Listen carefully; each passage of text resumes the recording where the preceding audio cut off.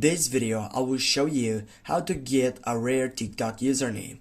Firstly, you need to launch your application, then you need to go up into your profile section on your account, and right after you do that, you need to go on edit profile on that selection.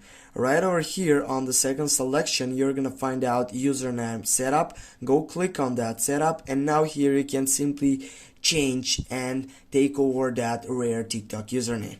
For example, if you wanna simply take that offer on it to take a rare TikTok username, you need to tap, for example, we.try7.8.mi, and with these factors, as you can see, this is not a reasonable username which nobody can even think about it, or nobody can even understand what it means. But with this, you're gonna get that rare TikTok username by getting all that stuff on it.